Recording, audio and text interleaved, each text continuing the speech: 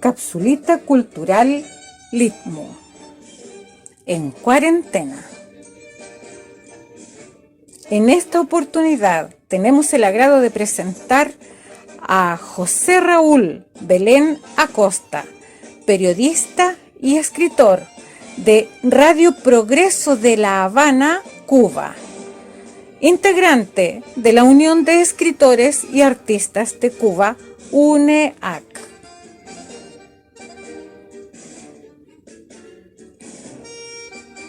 Litmo, social, cultural y educacional.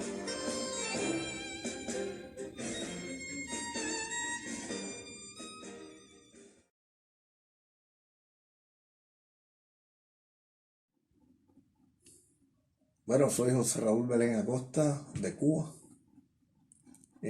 Pienso en primer lugar que si vamos al pensamiento martiano, podemos ver que él decía que ser culto es la única manera de ser libre. De ahí partimos de que el concepto de la cultura es importante para cualquier pueblo. Ponemos ejemplo. Cuando triunfa la revolución en Cuba, lo primero que se hace es educar al pueblo. El comandante y jefe Fidel Castro, en un gran discurso, le decía al pueblo: nosotros le pedimos al pueblo, no le decimos al pueblo cree, le decimos al pueblo lee. Y a partir de ahí se hizo la gran campaña que fue la alfabetización del pueblo de Cuba, la creación después del Ministerio de Cultura y darle acceso a todo el pueblo a la cultura literaria, artística. Se crearon las escuelas de arte, se crearon las universidades populares. En el sistema de alfabetización, el primer libro que se publicó en Cuba fue justamente El Quijote. Y se publicaron millones de libros sobre el Quijote que se le repartió gratuitamente a toda la población. A partir de ahí, toda la educación, el país lo primero que decreta es que la educación es gratuita a todos los niveles. La educación gratuita, la cultura gratuita, la medicina gratuita, porque la gente tiene que estar sana para poder estudiar y tiene que tener alimento para poder estudiar. Entonces había que liberar a todo el país de todas esas consecuencias que había dado el gobierno anterior, que era un gobierno dictatorial, títere. Fue una dictadura sangrienta de Fulgencio Batista. Y esa dictadura el pueblo la acabó y llegó al poder con la lucha armada de toda la población en Cuba, casi toda la población en Cuba. Los ricos, por supuesto, se fueron del país, dejaron el país abandonado. El dictador huyó y se estableció el gobierno revolucionario que nacionalizó todas las propiedades de los gringos, todas. Y a partir de nacionalizar todas las propiedades de los gringos, incluso las casas de los gringos, se utilizaron en albergues para atraer a los campesinos pobres y a los obreros pobres internados para que pudieran estudiar en la universidad, incluso en la capital del país. A partir de eso, el primer propósito del gobierno revolucionario es que todo el mundo se eduque. Por lo tanto, en el programa del Moncada, que ya Fidel lo había dicho anteriormente, cuando un grupo de revolucionarios saltaron un cuartel que querían coger las armas para después ir a la montaña a hacer la lucha guerrillera, que fracasó, pero fue precisamente una acción que dio lugar después a la Sierra Maestra, a la lucha revolucionaria guerrillera y después al llano con la victoria. Y la victoria final del triunfo de la Revolución Cubana. Esto indica que el programa ya que tenía Fidel cuando en el juicio del Moncada, que él mismo fue el que hizo su defensa, ya dentro del programa, el primer aspecto que él indicaba era la educación gratuita, la salud para todos gratuita, y todo eso fue lo que formó parte del primer programa revolucionario. Eso es importantísimo porque ahora mismo han pasado ya, estamos en el 63 aniversario de la revolución, y ustedes han visto que todo Cuba, en todos los lugares del país, hay universidades de todo tipo, se gradúan 10.000 médicos por año, en Cuba, incluyendo extranjeros, ¿no? De todas las áreas de la salud. Sigue siendo la educación gratuita a todos los niveles. A todos los niveles. Usted puede estudiar mientras esté vivo en Cuba y nada le cuesta. Sigue siendo priorizada también la salud. Y la cultura tiene un altísimo nivel en el país. Dado así, se crean, como había dicho, las escuelas de arte, la escuela de ballet. En estos momentos hay una escuela de cine, que es una escuela latinoamericana de cine. Se creó la escuela latinoamericana de medicina, la escuela latinoamericana de deporte, porque no podemos separar el deporte de ese proceso cultural. Y a partir de todo eso, en estos momentos hay instituciones culturales que son ONG, como la Unión de Escritores y Artistas de Cuba, que a diferencia de otros, nosotros aglutinamos en todo el país a todos los artistas de mayor calidad en esta organización, pero en todas sus manifestaciones artísticas, y conforman este núcleo. Existe la Asociación Hermanos Saiz, que es de jóvenes escritores y artistas, que es hasta 35 años, y que también agrupa todos los que hacen y cultivan las manifestaciones artísticas en disímiles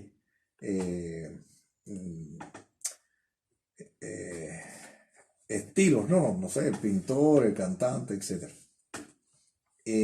La prioridad sigue siendo una. El gobierno revolucionario, a partir de su presidente, se reúne con todos los artistas y escritores todos los meses para chequear cómo va el cumplimiento de sus acuerdos, de los congresos que se hacen, cómo va la atención a los jóvenes artistas, a los más destacados, qué otra cosa se puede hacer para vincular más a los artistas con la población, porque en realidad los artistas todos nacen del pueblo y hacia el pueblo van los artistas. Voy a poner un solo ejemplo que a ustedes les va a gustar. Silvio Rodríguez hace un concierto gratuito en todos los barrios del país, en los más vulnerables. Y así también lo hacen otros artistas que van y orquestas grandes. Y bueno, es una prioridad en el país. En el país se hace una Feria Internacional del Libro, se hace en febrero, que participan muchísimos escritores de casi todos los países del mundo. Se publican libros, en el país se otorgan los premios nacionales de literatura y de todas las manifestaciones. En el país sigue como una deuda que nunca va a acabar la campaña por la lectura, porque para que la gente lea más, y más con las nuevas tecnologías ahora. Por eso se está haciendo también literatura digital, o publicándose literatura digital, para que los que quieran hacerlo a través de internet tienen la vía solucionada. Y los más jóvenes generalmente lo que hacen es leer por internet. Y bueno, ahí le están propiciando también la literatura. En fin, el concepto revolución mismo indica que la cultura, decía un político cubano, para reducir el concepto, que cultura es todo lo que no es naturaleza. Partiendo de que cultura es todo lo que no es naturaleza, por supuesto, hasta el discurso es cultura, es la propia oratoria. Y la importancia de la cultura es la propia revolución, porque la gran obra, o la primera obra, la más importante de Cuba, es la propia revolución. La obra cultural más importante de Cuba es la propia revolución. Es decir, compañero, la cultura y el hacer cultura produce cambios sociales. Por ¿Sí? supuesto, la cultura, mientras más cultura tenga la gente, más libre es. Y la libertad no se ve nada más en la expresión política, ¿no?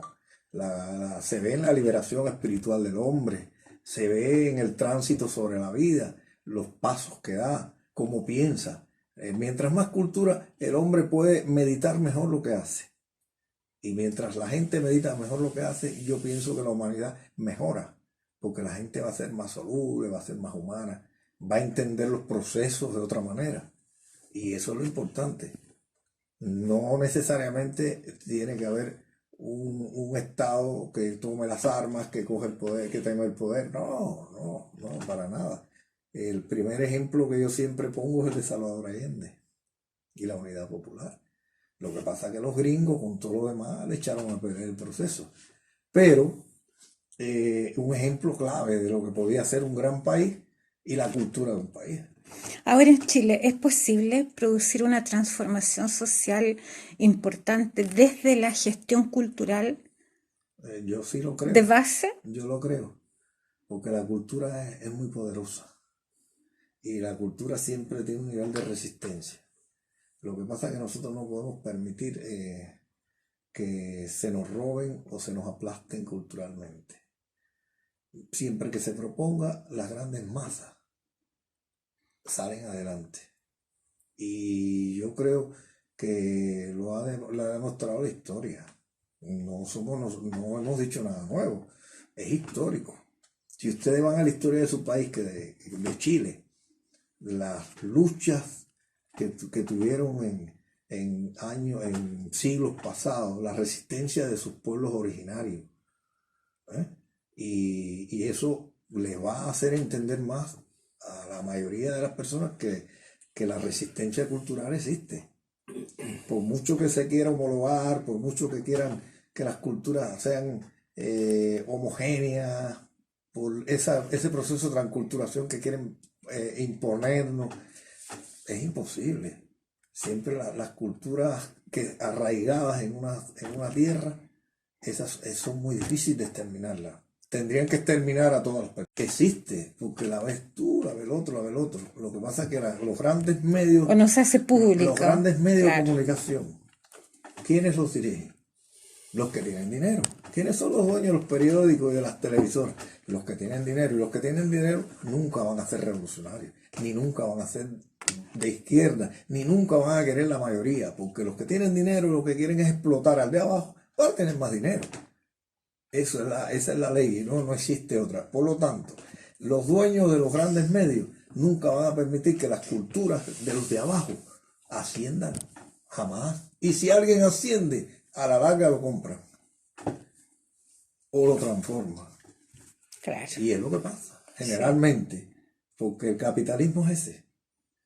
El capitalismo está demostrado que lo que hace es demoler a la gente.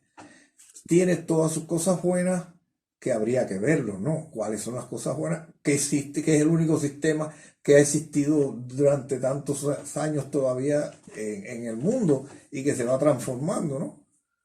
Porque de todas maneras todavía el socialismo demuestra que las personas adquieren un nivel diferente, ¿no? La gente son más humanos, los derechos civiles se garantizan de una forma más equitativa, pero no significa que el que hace un socialismo dejó de las cosas que heredaron de los otros conceptos políticos y sociales, porque en definitiva es una sola las teorías de la civilización que se van transformando. Lo que están buscando el socialismo es el regreso al principio, donde la gente vivía en comunidad. Y eso no se le puede tener miedo, porque la gente viviendo en comunidad había un nivel de resistencia, su cultura estaba, vivían de una manera lógica, no acumulaban bienes, no se convertían en el dueño de nada, al contrario, todos tenían esa vida apacible. Después empezaron a vérselas, porque siempre surge alguien que quiere más. Claro. Si en estas sociedades como las nuestras, este capitalismo brutal que estamos viviendo en la humanidad, no es Chile, es la humanidad, que además la gente lo que no ha pensado es que la Tierra se puede acabar del cambio climático. La cantidad de armas nucleares que hay acumuladas, con la cantidad de núcleo que hay acumulado en armas, la Tierra puede disolverse más de 100 veces. Quiere decir que con un poquitico nada más de las armas nucleares que existe, la Tierra desaparece fácil. Y de eso no se habla mucho ya. Incluso los acuerdos firmados entre Estados Unidos y las potencias casi se rompen con ese gobierno que había en Estados Unidos, el Trump, que todo lo quitaba. El loco ese. Y entonces, eso es lo que pasa. Muchas gracias, compañero. Ha sido un gusto. Estamos desde el ITMU para una capsulita cultural espectacular. Esta vez, como todas, pero esta vez especial, con un compañero, José Raúl José Raúl Acosta. Belén Acosta. Acosta, sí, Cubano de compañero Fidel cubano. Castro. Mire, ve, una joya. Gracias, compañero. Un abrazo Muchas gracias. y un abrazo, amigos. Y gracias a quienes facilitaron el espacio también para estar con todos ustedes. Chao, nos vemos en otra capsulita cultural.